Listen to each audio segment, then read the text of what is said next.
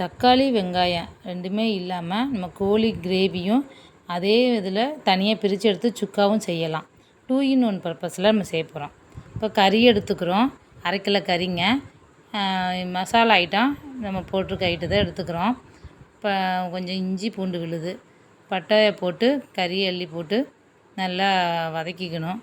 வதக்கிட்டதுக்கப்புறம் ஒவ்வொன்றா உப்பு தேவையான அளவுக்கு போட்டுக்கோங்க.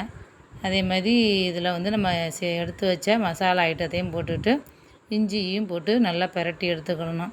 கொஞ்சம் நல்லா தண்ணி கறியிலேருந்து வந்ததுக்கப்புறம் ஒரு 1/2 லெமன் பிழிஞ்சு அதிலோட சேர்த்துக்கிறோம். அப்புறம் அப்படியே கொஞ்சம் வதக்கிடும்போது 2 கரண்டி தயிர் போட்டு சேர்த்துக்குவோம். சேர்த்து கொஞ்சம் வதங்கினதுக்கப்புறம் தண்ணி ஊற்றி நல்லா மூடி போட்டு நல்லா மூடி வச்சு வேக வச்சிடணும். இந்த பதத்துக்கு வெந்துருச்சுன்னா இது வந்து நம்ம கிரேவியாக யூஸ் பண்ணிக்கலாம். இல்லை சுக்கா மாதிரி நல்லா இன்னும் வரணுன்னாக்கா இன்னும் அடுப்புலேயே வச்சு கொஞ்சம் ஹையில் வச்சு கூட நம்ம கிட்டக்க நின்று பிரட்டி எடுத்துக்கணும். அதோட கொத்தமல்லி தழை கருவேப்பிலையும் போட்டு நம்ம பிரட்டி எடுக்கும்போது நல்லா வாசமாக இறக்கலாம். நல்லா சுக்காவுக்கு வரணும்னா இது இன்னும் நல்லா ஹை ஃப்ளேமில் இப்படி இந்த பதத்துக்கு வரும்போது நமக்கு சுக்கா மாதிரி கிடச்சிரும். உருளைக்கிழங்கு அதில் கொஞ்சம் போட்டுக்கலாம், டேஸ்ட்டாகவும் இருக்கும். அந்த உருளைக்கிழங்கும் டேஸ்ட்டாக இருக்கும்.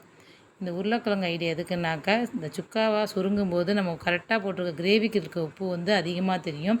அதனால் இந்த உருளைக்கிழங்கு ஆட் பண்ணோம்னா அந்த உப்பை கொஞ்சம் கரெக்டாக ஆக்கி நமக்கு அந்த சுக்கா வந்து டேஸ்ட்டாக இருக்கும்.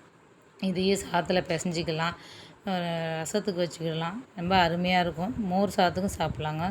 இந்த மாதிரி ஒரு கண் எரிச்சல் இல்லாமல் வெங்காயத்தை உரிக்காமல் தக்காளியை வந்து கட் பண்ணாமல் ஈஸியாக செஞ்சிடலாம்.